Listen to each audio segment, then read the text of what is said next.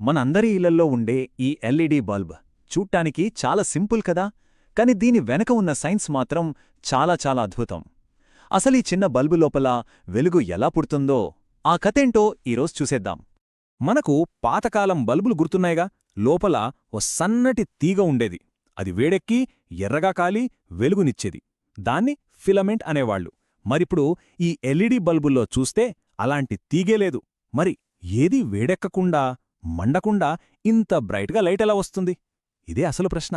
దీనికి సమాధానం కనుక్కుందాం పదండి. సరే, ఇంకా ఆలస్యం చేయకుండా ఈ బల్బ్ లోపల ఏముందో చూద్దామా? ఈ ప్లాస్టిక్ డోమ్ తీసేస్తే లోపల మనకోసం ఓ పెద్ద టెక్నాలజీని ఎదురుచూస్తోందన్నమాట. అదిగో చూసారా? ఆ వేడెక్కే తీగకు బదులు ఇక్కడ చిన్న చిన్న పసుపు రంగు చిప్సున్నాయి. నమ్మశక్యంగా లేదుగదూ? కానీ నిజం, ఈ బుల్లి చిప్సే ఇంత వెలుగుకి కారణం. మన ఇళ్లని, సిటీలని వెలిగిస్తున్న పవర్ హౌజెస్ ఇవే అన్నమాట. ఒకసారి ఆ తేడాను మనమే గమనిద్దాం. ఒక పక్క వేడితో వెలిగే పాత ఫిలమెంట్ బల్బ్, మరోపక్క ఈ సెమీకండక్టర్ చిప్స్ వాడే కొత్త ఎల్ఈడీ టెక్నాలజీ. దీన్నే సాలిడ్ స్టేట్ టెక్నాలజీ అని కూడా అంటారు. అంటే ఏంటంటే ఇందులో కదిలే పార్ట్స్ కానీ కాలిపోయే తీగలు గానీ ఏమీ ఉండవు. కేవలం సాలిడ్ మెటీరియల్స్ నుంచే కరెంట్ పాస్ అయి లైట్ వచ్చేస్తుంది. ఇది నిజంగా లైటింగ్ రంగంలో ఒక విప్లవం లాంటిది. సరే, అసలు మ్యాజిక్ అంతా ఎక్కడ జరుగుతోందో చూద్దాం ఇప్పుడు. ఆ చిన్న పసుపు రంగు చిప్ని ఇంకాస్త దగ్గరగా మైక్రోస్కోప్లో చూస్తే అసలు రహస్యం బయటపడుతుంది. ప్రతి చిప్ లోపల 2 స్పెషల్ లేయర్స్ ఉంటాయన్నమాట.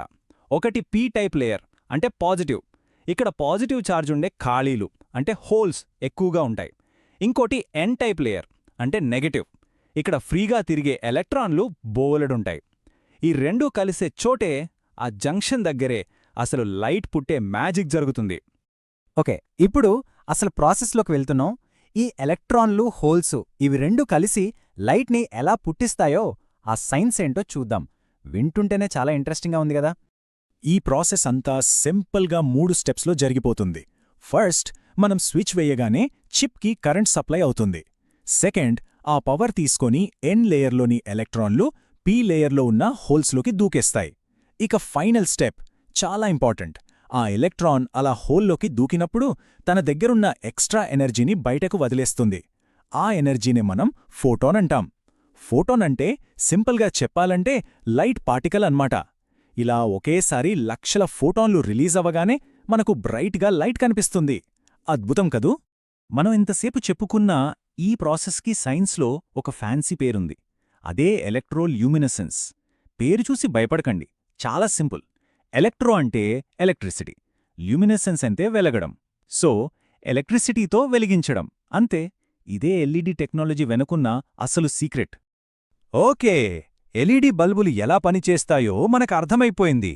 కానీ పాత బల్బులు వదిలేసి మరీ వీటినెందుకు వాడాలి? అసలివి ఎందుకు అంత బెటర్? చూద్దాం రండి. ఈ ఒక్క నంబర్ చూడండి, 80%. అవును, పాత ఫిలమెంట్ బల్బులతో పోలిస్తే ఎల్ఈడీలు ఏకంగా 80% తక్కువ కరెంటు వాడతాయి. అంటే మన కరెంటు బిల్లు ఎంత తగ్గుతుందో ఊహించుకోండి. డబ్బు ఆదాతో పాటు పర్యావరణానికి కూడా మేలు చేస్తున్నట్టే కదా. ఒకసారి ఈ పోలిక చూస్తే మనకే క్లియర్గా అర్థమవుతుంది. పవర్ ఏమో చాలా ఎక్కువ తీసుకుంటాయి, లైఫ్ ఏమో చాలా తక్కువ. ఇవి పాత ఫిలమెంట్ బల్బులు. ఇంకోవైపు పవర్ చాలా తక్కువ తీసుకుంటాయి, లైఫ్ ఏమో చాలా ఎక్కువ. ఇవి ఎల్ఈడీ బల్బులు. ఇక ఇందులో విన్నరెవరో ప్రత్యేకంగా చెప్పక్కర్లేదు కదా. మన డబ్బు, మన టైం, మన ఎన్విరాన్మెంట్ అన్నింటికీ ఇదే బెస్ట్ చాయిస్. సో ఒక మామూలు ఫిలమెంట్ బల్బ్ నుంచి ఇంత అడ్వాన్స్డ్, ఎఫిషియెంట్ ఎల్ఈడీ టెక్నాలజీ వరకు వచ్చేశాం. బల్బ్ని దాదాపు పర్ఫెక్ట్గా తయారు చేశామనే చెప్పాలి. మరి దీని తర్వాతేంటి? మన ఫ్యూచర్ని వెలిగించబోయే నెక్స్ట్ బిగ్ థింగ్ ఏమై ఉంటుంది? ఆలోచించాల్సిన విషయమే కదా.